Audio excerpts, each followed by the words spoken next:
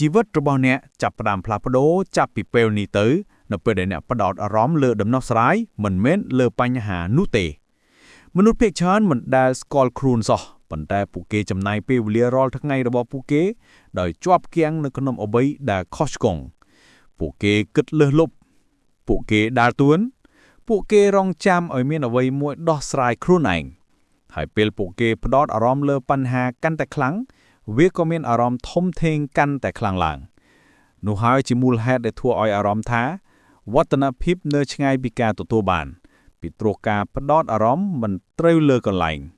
ប្រសិនបើអ្នកបន្តចិញ្ចឹមបញ្ហានោះដោយការយកចិត្តទុកដាក់របស់អ្នកនឹងនៅត្រង់កន្លែងដដែលនៅក្នុងវីដេអូនេះអ្នកនឹងរៀនពីរបៀបផ្ដោតអារម្មណ៍លើដំណោះស្រាយមិនមែនលើបញ្ហានោះទេអ្នកនឹងយល់ពីរបៀបដើម្បីគ្រប់គ្រងចិត្តរបស់អ្នកម្ដងទៀតរបៀបបញ្ឈប់ការឲ្យអារម្មណ៍របស់អ្នកសម្រេចចិត្តនិងរបៀបបដូរការយកចិត្តទុកដាក់របស់អ្នកទៅលើអ្វីដែលពិតជាអាចធ្វើឲ្យជីវិតរបស់អ្នកមានការរីកចម្រើននេះគឺជាការពិតការងារផ្លាស់ប្ដូរគំនិតពិតនិងលទ្ធផលពិត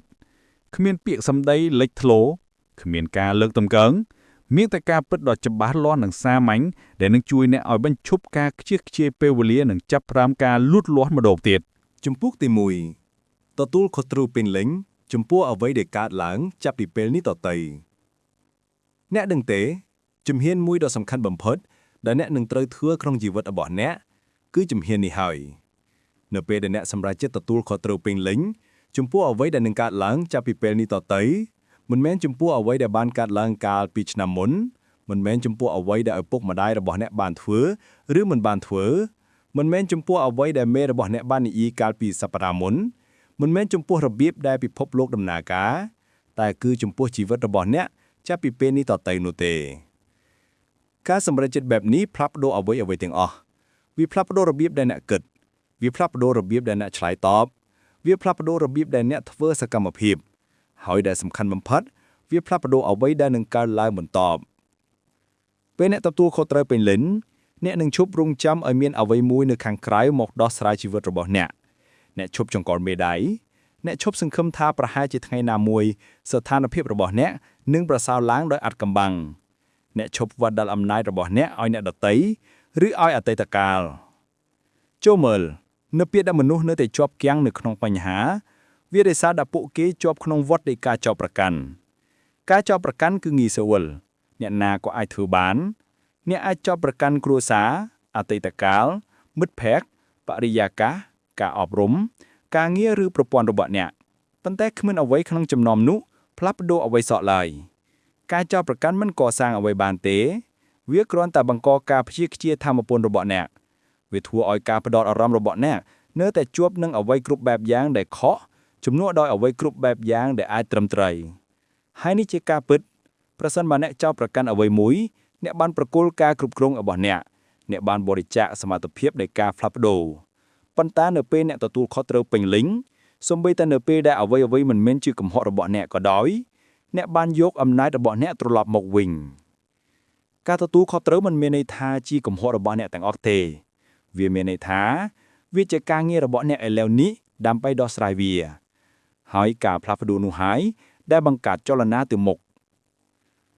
អ្នកមិនអាចរីកចម្រើនបានទេប្រសិនបើអ្នកតែងតែពន្យល់ពីមូលហេតុដែលអ្នកមិននៅកន្លែងដែលអ្នកចង់ឲ្យបានអ្នកមិនអាចកែលម្អបានទេប្រសិនបើធម៌ពលរបស់អ្នកជាប់គាំងនៅក្នុងការការពារភាពឈឺចាប់នោះមិនមែនជារបៀបដែលវឌ្ឍនៈដំណើរការឡើយ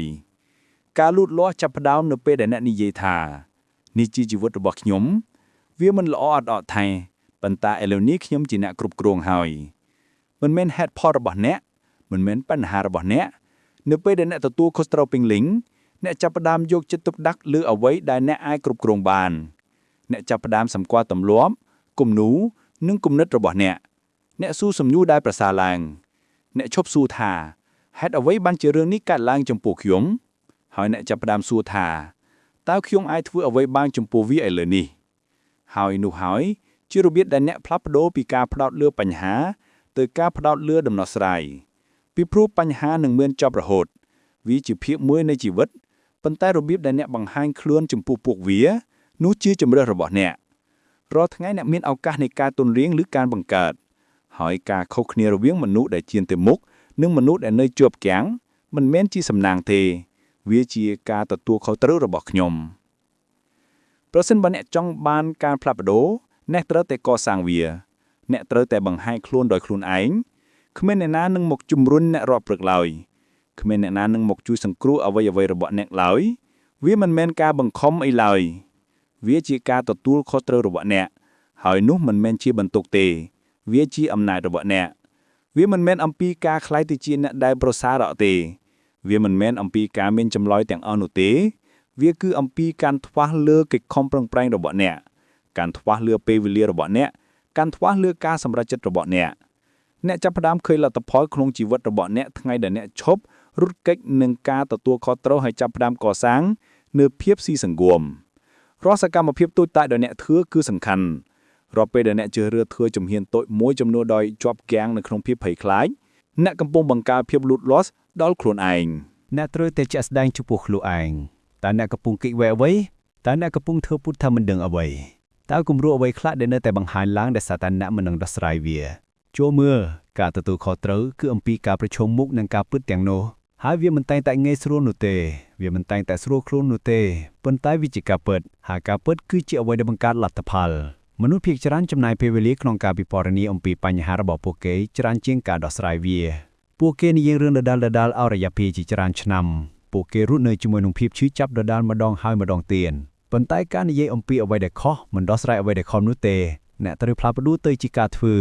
ទៅជាការសកម្មទៅជាការក្លាយជាមនុស្សដែលដោះស្រាយបញ្ហាមិនមែនជាអ្នកដែលរងចាំឲ្យជីវិតមានអារម្មណ៍ល្អប្រសើរជាងមុនពេលព្យាយាមនោះទេដូច្នេះសួរខ្លួនយល់ថាតើខ្ញុំអាចធ្វើអ្វីបានថ្ងៃនេះដែលធ្វើឲ្យខ្ញុំឈានទៅមុខមិនមែនសប្តាហ៍ក្រោយមិនមែននៅពេលដែលអ្នកមានអារម្មណ៍ថាត្រៀមខ្លួនហើយគឺថ្ងៃនេះតើខ្ញុំអាចបញ្ឈប់ការធ្វើអ្វីដែលកំពុងធ្វើឲ្យខ្ញុំយឺតយ៉ាវតើខ្ញុំបានបង្កើតហេតុផលអ្វីដែលត្រូវការលុបចោលតើទម្លាប់អ្វីដែលត្រូវការជំនួសនោះហើយជាអ្វីដែលការទទួលខុសត្រូវមើលទៅដូចវាច្បាស់លាស់វាជាសកម្មភាពវាជាការប្រជុំមុខនឹងកញ្ចក់ហើយនិយាយថាខ្ញុំជាអ្នកសម្រេចថាតើខ្ញុំនឹងក្លាយជានរណាបន្ទាប់ហើយគម្រោងចាំឲ្យនរណាម្នាក់ផ្ដល់ការអនុញ្ញាតឲ្យអ្នកមិនត្រូវការយល់ព្រមពីអ្នកដទៃដើម្បីផ្លាស់ប្ដូរនោះទេអ្នកមិនត្រូវការលើកតម្កើងដើម្បីរីកចម្រើននោះទេអ្នកត្រូវការវិន័យអ្នកត្រូវការទិសដៅអ្នកត្រូវការភាពស្មោះត្រង់ការទទួលខុសត្រូវមិនមានន័យថាជីវិតកាន់តែងាយស្រួលនោះទេប៉ុន្តែវាមានន័យថាជីវិតកាន់តែច្បាស់លាស់អ្នកឈប់មានអារម្មណ៍ថាគ្មានអំណាចអ្នកឈប់ចោទប្រកាន់អតីតកាលរបស់អ្នកចាប់ផ្ដើមផ្ដោតលើដំណោះស្រាយពីព្រោះអ្នកដឹងថាអនាគតរបស់អ្នកអាស្រ័យលើអ្វីដែលអ្នកធ្វើនៅពេលនេះមិនមែនអ្វីដែលអ្នកសង្ឃឹមឲ្យផ្លាស់ប្ដូរនោះទេដូច្នេះគ្មានរឿងផ្សេងទៀតអំពីមូលហេតុអ្វីដែលពិបាកមនុស្សគ្រប់គ្នាសុទ្ធតែមានការលំបាកមនុស្សខ្លះប្រើវាជាភ្លើងអេនថូណូមនុស្សខ្លះប្រើវាជាហេតុផលភាពខុសគ្នាតែមួយកតគឺនេះជំរឿហើយផ្នែកល្អបំផុតអ្នកអាចជ្រើសរើសម្ដងទៀតឥឡូវនេះអ្នកអាចជ្រើសរើសក្រោកឡើងអ្នកអាចលះបង់នៅអ្វីដែលបំរើអ្នកអាចជ្រើសរើសបង្ហាញខ្លួនសូម្បីតែនៅពេលដែលវាពិបាកហើយមនុស្សនឹងសម្គាល់ឃើញអ្នកនឹងចាប់ផ្ដើមគិតខុសគ្នានិយាយខុសគ្នាធ្វើសកម្មភាពខុសគ្នាមិនមែនដោយសារបញ្ហារបស់អ្នកបានរៀនលន់បាត់នោះទេប៉ុន្តែដោយសារអ្នកបានជប់ឲ្យពួកវាកំណត់អ្នកពីព្រោះអ្នកបានចាប់ផ្ដើមដោះស្រាយជំនួសការពន្យាដាវគុំរងចាំឲ្យមានការលើកទឹកចិត្តវាមកហើយវាទៅអ្នកត្រូវការទទួលខុសត្រូវការទទួលខុសត្រូវបង្កើនរចនាសម្ព័ន្ធបង្កើនលទ្ធផលបង្កើនទំនុកចិត្តហើយទំនុកចិត្តធ្វើឲ្យអ្នកបន្តធ្វើចលនាអស់នេះចាប់ផ្ដើមពីការសម្រេចចិត្តដែលជាការសម្រេចចិត្តពិតប្រាកដប្រភេទដែលអ្នកគូបន្ទាត់ឲ្យនិយាយថាចាប់ពីពេលនេះតទៅខ្ញុំជាម្ចាស់ជីវិតរបស់ខ្ញុំមិនមែនកណ្ដាលផ្លូវមិនមែននៅពេលដែលវាងាយស្រួលរាល់ថ្ងៃហើយអ្នកនឹងបរាជ័យអ្នកនឹងភឿខុសនោះជាផ្នែកមួយនៃភាពឈឺចាប់ប៉ុន្តែប្រសិនបើអ្នកបន្តបង្ហាញខ្លួនបន្តរៀនសូត្របន្តកាន់កាប់លើកិច្ចខិតប្រឹងប្រែងរបស់អ្នកនឹងបន្តរីកចម្រើននោះហើយជាអ្វីដែលសំខាន់អ្នកមិនចាំបាច់ផ្លាស់ប្ដូរទាំងអស់នៅថ្ងៃនេះនោះទេអ្នកគ្រាន់តែត្រូវការទទួលខុសត្រូវជំទាស់ជំហានបន្ទាប់របស់អ្នកហើយបន្ទាប់មកជំហានបន្ទាប់ទៀតពីព្រោះពេលដែលអ្នកជួបទម្លាប់ក្នុងការកាន់កាប់លើជំរឿរបស់អ្នកគំនិតរបស់អ្នកនឹងផ្លាស់ប្ដូរ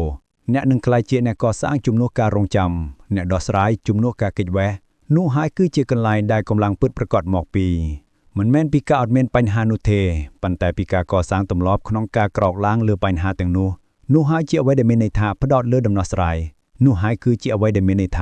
ទទួលខុសត្រូវចំពោះអ្វីដែលនឹងកើតឡើងចាប់ពីពេលនេះតទៅពេលវេលារបស់អ្នកចាប់ផ្ដើមឥឡូវនេះមិនមែនថ្ងៃស្អែកមិនមែននៅពេលដែលអ្នកមានអារម្មណ៍ថាងាយស្រួលនោះទេឥឡូវនេះបង្ហាញខ្លួន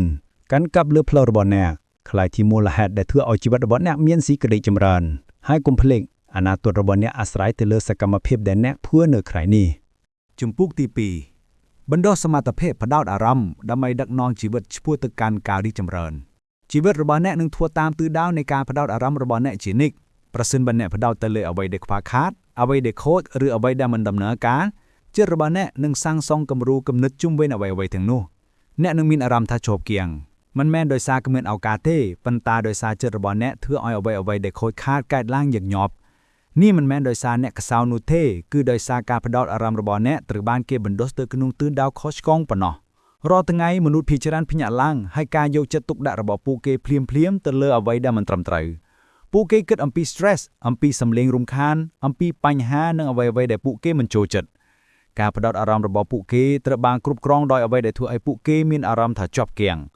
ហើយដល់មិននឹងខ្លួននោះคล้ายជាទម្លាប់ផ្លូវចិត្តរបស់ពួកគេប៉ុន្តែប្រសិនបើអ្នកចង់បង្កើនការផ្លាស់ប្ដូរនៅក្នុងជីវិតរបស់អ្នកត្រូវតែបណ្ដុះសមត្ថភាពផ្ដោតអារម្មណ៍របស់អ្នកឆ្ពោះទៅកាន់កន្លែងដែលការរីកចម្រើនអាចកើតមាន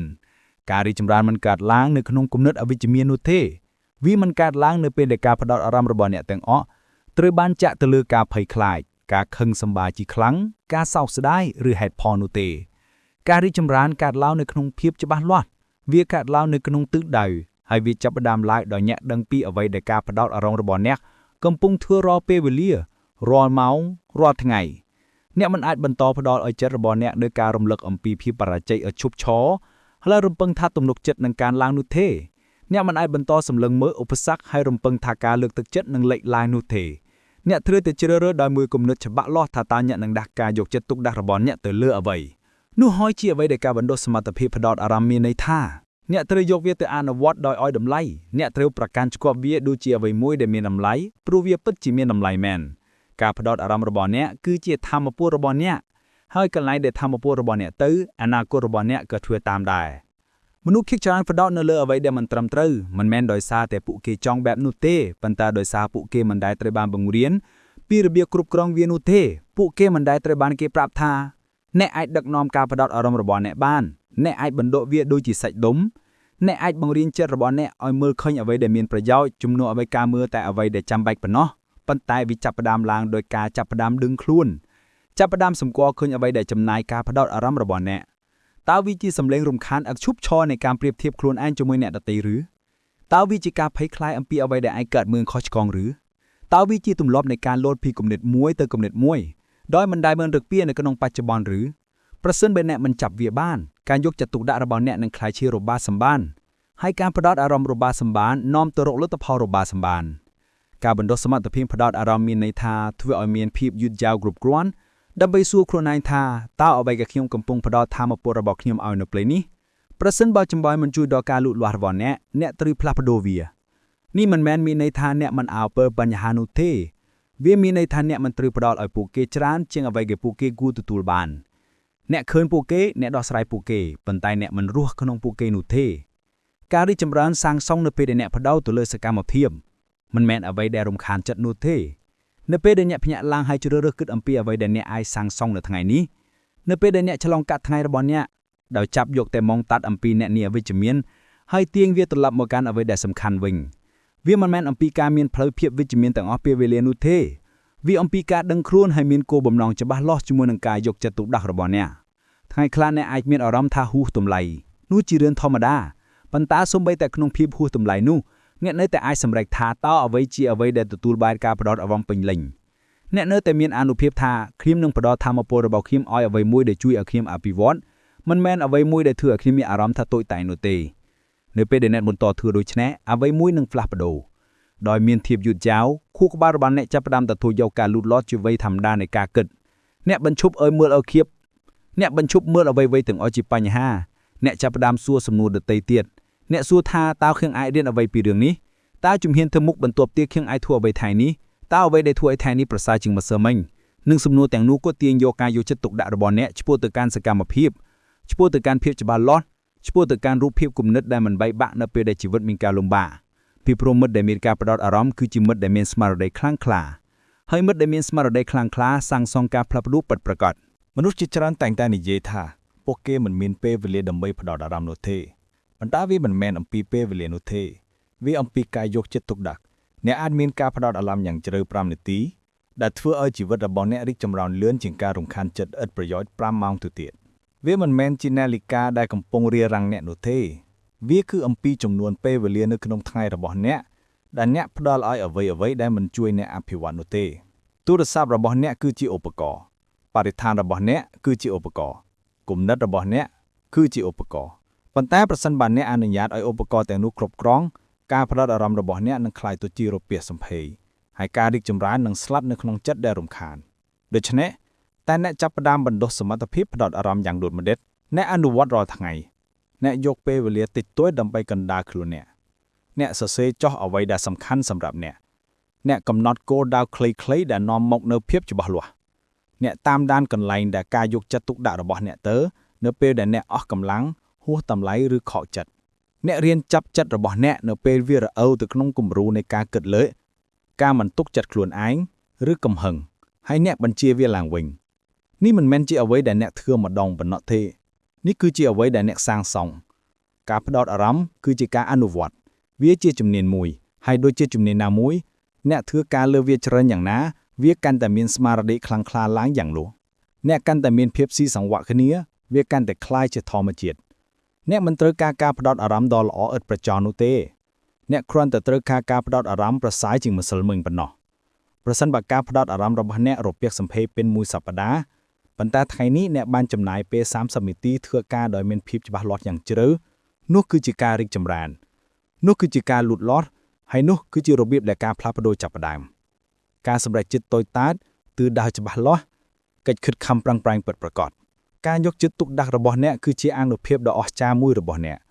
ប៉ុន្តែអ្នកត្រូវតែប្រើវាដូចជាវាសំខាន់ឈប់ផ្ដោតវាដល់អ្វីដែលសមវាមិនមែនរាល់ការជូនដំណឹងមិនមែនរាល់មតិមិនមែនរាល់ការចងចាំទាំងអស់សមនឹងទទួលបានការផ្ដោតអារម្មណ៍របស់អ្នកនោះទេអ្នកអាចជ្រើសរើសបានហើយនៅពេលដែលអ្នកចាប់ផ្ដើមជ្រើសរើសដោយប្រយ័ត្នប្រយែងជាងមុនអ្នកចាប់ផ្ដើមឃើញលទ្ធផលថ្មីអ្នកចាប់ផ្ដើមសម្គាល់ថាអ្នកមិនមានអារម្មណ៍ថាជាប់គាំងដោយមុនទេអ្នកមានអារម្មណ៍ថាអាចគ្រប់គ្រងបានច្រើនជាងមុនអ្នកមានថាមពលកាន់តែច្រើនសម្រាប់អ្វីដែលសំខាន់អ្នកចំណាយពេលកាន់តែតិចក្នុងការពន្យល់ពីមូលហេតុដែលវាអាចធ្វើឲ្យអ្នកមានអារម្មណ៍ថាយឺតខ្លួនហើយចំណាយពេលកាន់តែច្រើនក្នុងការសាងសង់កម្លាំងចលនាការរីកចម្រើនគឺតែងតែអាចធ្វើទៅបានប៉ុន្តែវាអាចមើលឃើញតែពីអ្នកដែលកំពុងសម្លឹងនៅក្នុងទិសដៅត្រឹមត្រូវប៉ុណ្ណោះកុំរំពឹងថានឹងមានអារម្មណ៍លើកទឹកចិត្តប្រសិនបើអ្នកកំពុងតែមើលអ្វីដែលធ្វើឲ្យអ្នកអស់កម្លាំងឥតឈប់ឈរកុំរំពឹងថានឹងមានអារម្មណ៍មានវិន័យប្រសិនបើការផ្ដោតអារម្មណ៍របស់អ្នករូបពាក់សម្ភេរពាក់ពេញនៃការរំខានចិត្តជីវិតរបស់អ្នកត្រូវការរូបធម៌សម្បទាចិត្តរបស់អ្នកត្រូវការណែនាំហើយនោះចាប់ផ្ដើមឡើងដោយការបណ្ដុះសមត្ថភាពផ្ដោតអារម្មណ៍របស់អ្នកនៅពេលដែលអ្នករៀនធ្វើដូចនេះអ្នកបញ្ឈប់ការរងចាំពេលវេលាដ៏ល្អឥតប្រចោលអ្នកបញ្ឈប់ការស្វែងរកផ្លូវកាត់អ្នកចាប់ផ្ដើមធ្វើការដោយមានគំនិតច្បាស់លាស់អ្នកចាប់ផ្ដើមសាងសង់ជីវិតដែលរីកចម្រើនទៅមុខសូម្បីតែនៅពេលដែលស្ថានភាពមិនល្អឥតប្រចោលក៏ដោយជីវិតដែលមានការផ្ដោតអារម្មណ៍មិនមែនជាជីវិតដែលរវល់នោះទេវាជាជីវិតដែលមានន័យវាពោពេញទៅដោយពេលវេលាដ៏សំខាន់ពីព្រោះចិត្តរបស់អ្នកនៅទីនោះអ្នកមិនបាត់បង់នៅក្នុងអតីតកាលអ្នកមិនកំពុងលិចលង់នៅក្នុងអនាគតអ្នកនៅក្នុងបច្ចុប្បន្នអ្នកត្រូវបានផ្ទាប់ជាមួយនឹងជាមដែលនៅខាងមុខអ្នកហើយនោះហើយជាកន្លែងដែលការលូតលាស់កើតមានដូច្នេះកុំប្រញាប់ប្រញាល់ក្នុងការដំណើរការនេះកុំស្វែងរកលទ្ធផលរហ័សចងក្រោមតែនៅជាមួយនឹងការផ្ដោតអារម្មណ៍របស់អ្នកអនុវត្តការសម្គាល់ថាវាទៅណាអនុវត្តការទាញវាត្រឡប់មកកាន់អាទិភាពរបស់អ្នកអនុវត្តដល់វាឲ្យបានពេញលេញកន្ពស់អ្វីដែលធ្វើឲ្យអ្នកមានស្មារតីខ្លាំងក្លាស្ងប់ហើយច្បាស់លាស់ប្រសិនបើអ្នកធ្វើដូចនេះជារៀងរាល់ថ្ងៃអ្នកនឹងដឹងអ្វីមួយដែលមានអានុភាពអ្នកនឹងដឹងថាបញ្ហារបស់អ្នកមិនបានបាត់បង់ទៅណានោះទេប៉ុន្តែការផ្ដោតអារម្មណ៍របស់អ្នកបានផ្លាស់ប្ដូរហើយដោយសារតែការផ្លាស់ប្ដូរនៃការផ្ដោតអារម្មណ៍នេះអ្នកបានក្លាយទៅជាមនុស្សដែលសាងសង់ចំណាយទៅបំផ្លាញមនុស្សដែលរីកចម្រើនទៅមុខចំណាយទៅនៅតែជាប់គាំងមនុស្សដែលបណ្ដុះសមត្ថភាពផ្ដោតអារម្មណ៍របស់ខ្លួនតាមការលូតលាស់ចំណាយតែច្របូកច្របល់នេះគឺជារបៀបដែលអ្នកយកការគ្រប់គ្រងចិត្តរបស់អ្នកមកវិញនេះគឺជារបៀបដែលអ្នកយកការគ្រប់គ្រងលទ្ធផលរបស់អ្នកមកវិញបណ្ដុះសមត្ថភាពផ្ដោតអារម្មណ៍របស់អ្នកហើយការរីកចម្រើននឹងធ្វើតាមគ្នាចំពោះទី3សាងវិន័យមុនខ្លាចកំហុសធំបំផុតមួយដែលមនុស្សម្នាក់ធ្វើក្នុងជីវិតគឺការរងចាំរហូតដល់ពួកគេមានអារម្មណ៍ថាត្រៀមខ្លួនរួចរាល់រងចាំរហូតដល់ពួកគេលែងមានអារម្មណ៍ខ្លាចរងចាំរហូតដល់ស្ថានភាពមើលទៅហាក់ដូចជាកាន់តែងាយស្រួលប៉ុន្តែអ្នករងចាំយូរប៉ុណ្ណា អ្វីៗកាន់តែមើលទៅពិបាកប៉ុណ្ណោះការភ័យខ្លាចមិនថយចុះដោយខ្លួនឯងទេវាកាន់តែកើនឡើងវាកាន់តែច្រើនអ្នកចំណាយពេលគិតអំពីបញ្ហាយូរប៉ុណ្ណាដោយមិនធ្វើអ្វីសោះវាកាន់តែមើលទៅហាក់ដូចជាមិនអាចដកស្រាយបានប៉ុណ្ណោះវាដំណើរការបែបនេះហើយចិត្តរបស់អ្នកនៅពេលអ្នកស្តាក់ស្ទើរនៅពេលអ្នកឈប់យូរពេកការស្រមៃរបស់អ្នកនឹងចាប់យកការគ្រប់គ្រងហើយបំលែងបញ្ហាទាំងនោះជារបស់គ្រោះថ្នាក់អ្វីដែលដំបូងគ្រាន់តែជាជំហានតូចមួយខ្លាចជាភ្នំដ៏ធំនៅក្នុងចិត្តអ្នកមិនផលដោយសារតែវាពិតជាពិបាកនោះទេប៉ុន្តែដោយសារអ្នកបានអនុញ្ញាតឲ្យការភ័យខ្លាចពង្រៀកវាឲ្យហួសពីកម្រិតនោះហើយជាមូលហេតុដែលសកម្មភាពសំខាន់បំផុតដែលអ្នកអាចធ្វើគឺផ្លាស់ប្ដូរបន្ទាន់សាងវិន័យមុនពេលដែលការភ័យខ្លាចមានពេលវេលាកកេងសាងវិន័យមុនពេលដែលបញ្ហាខ្លាចជាការពង្រៀកនៅក្នុងគំនិតរបស់អ្នកនៅពេលអ្វីដែលពិបាកប្រែក្លាយនៅក្នុងជីវិតរបស់អ្នកសូម្បីតែជាតម្រុយដំបងរបស់អ្នកអាចជាការដកថយក្រោយគិតបន្ថែមវិភាគ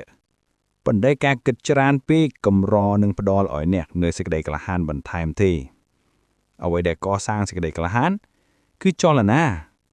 ការធ្វើអ្វីមួយដែលបញ្ជាក់ចំពោះចិត្តរបស់អ្នកថាអ្នកមិនគ្មានជំនួយថាអ្នកមិនជាប់គាំងថាអ្នកនៅតែមានសមត្ថភាពរុញចំណាយច្បន់យ៉ាងចមិនថាអ្នកមានអារម្មណ៍មិនប្រកាសប្រជាប៉ុណ្ណានោះទេការភ័យខ្លាចនឹងតែងតែរកឃើញផ្លូវដើម្បីរីកធំឡើងប្រសិនបើអ្នកផ្ដោតឲ្យវានៅកន្លែងប្រសិនបើអ្នកឲ្យការភ័យខ្លាចអង្គុយនៅក្នុងក្បាលរបស់អ្នកយូរពេកវាចាប់ផ្ដើមគ្រប់គ្រងសំឡេងជំរើសនឹងការសម្រេចចិត្តរបស់អ្នកវាប្រាប់អ្នកឲ្យនៅសុវត្ថិភាពវារំលឹកអ្នកពីពេលចុងក្រោយដែលអ្នកប្រាជ័យវាលេងស្តេណារីយ៉ូករណីអាក្រក់បំផុតទាំងអស់នៅក្នុងចិត្តរបស់អ្នកប៉ុន្តែការភ័យខ្លាចមិនផាលជាសញ្ញាសម្រាប់ឈប់ទេវាជាសញ្ញាសម្រាប់ចាប់ផ្ដើមមិនផាលដោយអត្ថប្រយោជន៍មិនផាលដោយគ្មានភ្នែកប៉ុន្តែដោយមានគោលបំណងដោយសារតែអ្នកពន្យាពេលយូរប៉ុណ្ណាការភ័យខ្លាចកាន់តែទទួលបានអំណាចប៉ុណ្ណោះវាសំខាន់ណាស់ដើម្បីឲ្យយល់ដឹងអំពីអ្វីមួយដែលពិតជាមានស្រាប់អំពីរបៀបដែលខួរក្បាលរបស់អ្នកដំណើរការខួរក្បាលរបស់អ្នកត្រូវបានសាងឡើងដើម្បីការពារអ្នកវាស្កេនរកការគំរាមកំហែងវាតែងតែស្វែងរកគ្រោះថ្នាក់ប៉ុន្តែវាមិនដឹងពីការខុសគ្នារវាងគ្រោះថ្នាក់ពិតប្រាកដនិងអារម្មណ៍មិនស្រួលឡើយដូច្នេះនៅពេលអ្នកមានអារម្មណ៍វឹកវរចំពោះការសាងវិន័យខួរក្បាលរបស់អ្នកនឹងនិយាយថាតោះរងចាំហើយប្រសិនបើអ្នកធ្វើតាមសំឡេងនោះអ្នកបង្កើតទម្លាប់របស់ការស្តាក់ស្ទើរទម្លាប់នោះคล้ายជាស្វ័យប្រវត្តិហើយថ្ងៃមួយអ្នកភ្ញាក់ផ្អើលនឹងដឹងថាអ្នកបានឈរនៅអណ្ដារកន្លែងអស់រយៈពេលខែឬឆ្នាំមិនផាដោយសារតែអ្នកគ្មានសមត្ថភាពទេប៉ុន្តែដោយសារតែការភ័យខ្លាចបានបណ្ដក់អ្នកឲ្យឈប់ជាជាងរុញចំណាយច្បន់ជាងចអ្នកមិនយកឈ្នះលើការភ័យខ្លាចដោយការគិតអំពីវានោះទេអ្នកយកឈ្នះវាដោយការធ្វើអ្វីមួយដែលរុញជីវិតអ្នកទៅមុខនោះអាចជាជំហានតូចមួយនោះអាចជាការសន្ទនានោះអាចជាការដាក់ពាក្យសំណូមអ្វីមួយការចូលរួមកន្លែងមួយការនិយាយការបញ្ញាចិត្តចំពោះផែនការប៉ុន្តែគន្លឹះគឺចលនាបើសារតែនៅពេលដែលអ្នកផ្លាស់ប្ដូរខួរក្បាលរបស់អ្នកចាប់ផ្ដើមទទួលបានសារថ្មីវាចាប់ផ្ដើមរៀនថាអារម្មណ៍មិនស្រួលនោះមិនមែនជាគ្រោះថ្នាក់ដល់ជីវិតទេថាការដាក់ជំហានទៅមុខមិនបំផ្លាញអ្នកនោះទេថាការធ្វើអ្វីដែលពិបាកបានផ្ដល់ឲ្យអ្នកមានផុសតាងថាអ្នកអាចបន្តទៅមុខបានវាមិនផាលអំពីការកម្ចាត់ការភ័យខ្លាចទាំងស្រុងទេវាជាអំពីការបដិសេធឲ្យវាដឹកនាំការភ័យខ្លាចនៅតែអាចនៅក្នុងបន្ទប់ប៉ុន្តែអ្នកគឺជាអ្នកដើរអ្នកគឺជាអ្នកសាងវិន័យហើយនឹងសកម្មភាពគ្រប់យ៉ាងការភ័យខ្លាចកាន់តែស្ងប់ស្ងៀមដោយសារតែការភ័យខ្លាចបាត់បង់ការកាន់ក្បាលរបស់វានៅពេលដែលអ្នកឈប់ឲ្យវានៅការយកចិត្តទុកដាក់សកម្មភាពផ្ដល់ឲ្យអ្នកនៅអ្វីដែលការភ័យខ្លាចមិនអាចប៉ះពាល់បានចលនានៅពេលអ្នកសាងវិន័យអ្នកទទួលបានដីអ្នកទទួលបានបទពិសោធន៍អ្នកប្រមូលមតិយោបល់ពិតប្រាកដជាងការសន្និដ្ឋានភាគច្រើននៃអ្វីដែលអ្នកខ្លាចនឹងមិនដើរកើតឡើងទេ បន្តែអ្នកនឹងមិនដឹងពីរឿងនោះទេប្រសិនបើអ្នកនៅតែជាប់នៅក្នុងក្បាលរបស់អ្នករងចាំយូរប៉ុណ្ណាចិត្តរបស់អ្នកកាន់តែបង្កើតរឿងរ៉ាវប៉ុណ្ណោះហើយភាគច្រើននៃរឿងរ៉ាវទាំងនោះគឺផ្អែកលើការគិតពីករណីអាក្រក់បំផុតមិនផលពិតប្រាកដនោះទេនៅពេលអ្នកសាងវិន័យបន្ទាន់អ្នកយកឱកាសកសាងការភ័យខ្លាចចេញអ្នកនៅតែគ្រប់គ្រងអ្នករក្សាបញ្ហាឲ្យមានទំហំតូចគ្រប់គ្រាន់ដើម្បីដោះស្រាយ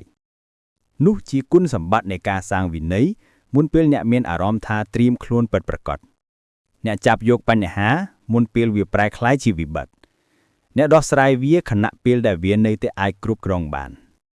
អ្នកការពារវាមិនឲ្យរីកធំឡើងជាអ្វីដែលបង្ហូរធម៌ពលរបស់អ្នកនឹងធ្វើឲ្យមេឃងងឹតការវិនិច្ឆ័យរបស់អ្នកមនុស្សគិតថាសេចក្តីក្លាហានមានអារម្មណ៍ដូចជាទំនុកចិត្តប៉ុន្តែសេចក្តីក្លាហានជារឿយៗមានអារម្មណ៍ដូចជាស្លាបព្រាកពោះវៀនវឹកវរបំពង់កស្ងួតនឹងនៅតែធ្វើរឿងនោះដដែលសេចក្តីក្លាហានមិនមែនមកមុននោះទេវាបង្ហាញខ្លួនបន្ទាប់ពីសកម្មភាពអ្នកកសាងវានៅពេលដែលអ្នកបន្តទៅមុខហើយអ្នកអនុវត្តការធ្វើអ្វីដែលពិបាកប៉ុណ្ណាការភ័យខ្លាចកាន់តែមានការគ្រប់គ្រងតិចតួចលើជំរឿរបស់អ្នកប៉ុណ្ណោះ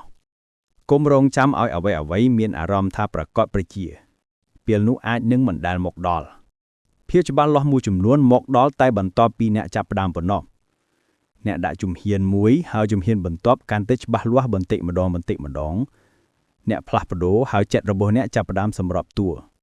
ប៉ុន្តែប្រសិនបើអ្នករងចាំភាពច្បាស់លាស់មុនពេលអ្នកផ្លាស់ប្ដូរអ្នកនឹងខកខានឱកាសអ្នកនៅក្រោយគេអ្នកឲ្យការភ័យខ្លាចណែនាំលបួនរបស់អ្នកហើយការភ័យខ្លាចគ្មានចំណាប់អារម្មណ៍លើការលូតលាស់របស់អ្នកនោះទេវាត្រឹមតែចង់បានសុវត្ថិភាពរបស់អ្នកប៉ុណ្ណោះហើយសុវត្ថិភាពទោះបីជាមានផាសុភាពក៏មិនដែលកសាងជីវិតដ៏មានន័យដែរការលូតលាស់មកពីការធ្វើអ្នកលូតលាស់នៅពេលដែលអ្នកលេខសន្ធឹងខ្លួនឯងនៅពេលដែលអ្នកសាងវិន័យមិនផៅដោយសារតែវាងាយស្រួលនោះទេប៉ុន្តែដោយសារតែវាចាំបាច់សូម្បីតែជំហានតូចៗក៏មានសារៈសំខាន់ដែរវាកសាងស្មារតីខ្លាំងក្លាវាបង្ហាញអ្នកថាអ្នកមានសមត្ថភាពអ្វីខ្លះវាបង្កើតវឌ្ឍនភាពហើយវឌ្ឍនភាពឲ្យការធួថាមពលអ្នកដែរនៅពេលដែលអ្នកឃើញចលនាអ្នកមានអារម្មណ៍ថាមានការលើកទឹកចិត្តនៅពេលដែលអ្នកមានអារម្មណ៍ថាជាប់គាំងអ្នកបាត់បង់ជំនឿលើខ្លួនឯងនោះហើយជាមូលហេតុដែលសកម្មភាពជារឿយៗជាចម្លើយនៅពេលដែលការភ័យខ្លាចចាប់ផ្ដើមនិយាយកាន់តែខ្លាំងអ្នកមិនចាំបាច់ដឹងអ្វីគ្រប់យ៉ាងដើម្បីចាប់ផ្ដើមនោះទេអ្នកត្រូវដឹងថាអ្វីដែលសំខាន់នៅពេលនេះអ្នកត្រូវទុកចិត្តថាវឌ្ឍនភាពមិនមកពីករណីដ៏ល្អប្រសើរនោះទេវាមកពីការសម្រេចចិត្តថារឿងនេះមានសារៈសំខាន់សម្រាប់ខ្ញុំហើយខ្ញុំត្រៀមខ្លួនដើម្បីសាងវិន័យមុនពេលដែលការភ័យខ្លាចចាប់យកចិត្តនោះបង្កើតជីវិតដែលមានលទ្ធផលជីវិតដែលមានការលូតលាស់ជីវិតដែលបន្តផ្លាស់ប្ដូរសូម្បីតែនៅពេលប្រឈមនឹងភាពមិនប្រកបប្រជាសូមគិតអំពីរឿងច្រើនដែលអ្នកបានជៀសវាងដោយសារតែការភ័យខ្លាចធ្វើឲ្យមើលទៅហាក់ដូចជាធំពេកសូមគិតអំពីឱកាសដែលអ្នកមិនបានទាញយកការសន្ទនាដែលអ្នកបានជៀសវាងគោលដៅដែលអ្នកបានបំពេញមិនផៅដោយសារតែពួកគេមិនអាចធ្វើបាននោះទេប៉ុន្តែដោយសារតែចិត្តរបស់អ្នកបានបន្តបង្ហាបញ្ហាហើយឥឡូវសម័យថាអ្វីនឹងកើតមានប្រសិនបើអ្នកបានសាងវិន័យមុនប្រសិនបើអ្នកបានដាក់ជំហានដំបូងនោះមុនពេលដែលការភ័យខ្លាចកសាងជំចាំងជំវិនវាជីវិតរបស់អ្នកនឹងស្ថិតនៅកន្លែងផ្សេងទៀតហើយវាមិនយូរពេកទេដើម្បីផ្លាស់ប្ដូររឿងនោះពេលក្រោយអ្វីមួយមានអារម្មណ៍ថាគួរឲ្យខ្លាចសួរខ្លួនឯងថាតើខ្ញុំអាចធ្វើអ្វីឲ្យលើនេះបានដែលរុញខ្ញុំទៅមុខបន្តិចបន្តួចជំហានតែមួយនោះអាចជាអ្វីដែលត្រូវការដើម្បីផ្លាស់ប្ដូរជំហររបស់អ្នកហើយជំហរមានអានុភាពណាស់វាបំបែកការស្ទើរវាកសាងជំនឿវារំលឹកអ្នកថាការភ័យខ្លាចមិនបានឲ្យចំណងដាច់សម្រាប់ការសម្រេចចិត្តទិសដៅរបស់អ្នកទេធ្វើឲ្យខ្លួនឯងចេះចាប់ការភ័យខ្លាចបន្ទាន់រៀនស្គាល់ពេលវេលាដែលវាចាប់ផ្ដើមខ្សឹបហេតុផលដើម្បីរងចាំដឹងច្បាស់អំពីពេលវេលាដែលអ្នកបានស្ដាប់វាបន្ទាប់មកធ្វើការសម្រេចចិត្តថ្មីជ្រើសរើសសកម្មភាពមិនផៅដោយសារតែអ្នកមានអារម្មណ៍ថាត្រៀមខ្លួននោះទេប៉ុន្តែដោយសារតែអ្នកបដិសេធឲ្យការភ័យខ្លាចកាត់បន្ថយសក្តានុពលរបស់អ្នកសូមចាំថាការភ័យខ្លាចមានអាហារពីការពន្យាមអ្នករងចាំយូរប៉ុណ្ណាវារីកធំឡើងប៉ុណ្ណោះប៉ុន្តែនៅពេលដែលអ្នកសាងវិន័យការភ័យខ្លាចបាត់បង់ការកាន់ក្បាលរបស់វាហើយគ្រប់ពេលដែលអ្នកធ្វើដំណើរការនោះម្ដងហើយម្ដងទៀត អ្នកយកការគ្រប់គ្រងត្រឡប់មកវិញអ្នកកសាងចិត្តដែលមិនកកនៅពេលមានសម្ពាធអ្នកខ្លាយទៅជាអ្នកដោះស្រាយបញ្ហាជាជាងពន្យាអនាគតរបស់អ្នកត្រូវបានគូររូបដោយរបៀបដែលអ្នកឆ្លើយតបនឹងការភ័យខ្លាចអ្នកអាចឲ្យវារក្សាអ្នកឲ្យមានទំហំតូចឬក៏អ្នកអាចប្រើវាជាសញ្ញាសម្រាប់ការផ្លាស់ប្ដូរមិនផៅដោយមិនគិតមិនផៅដោយមិនមានគោលបំណងប៉ុន្តែដោយមានគោលបំណងដោយមានកម្លាំងដោយមានបញ្ញាចិត្ត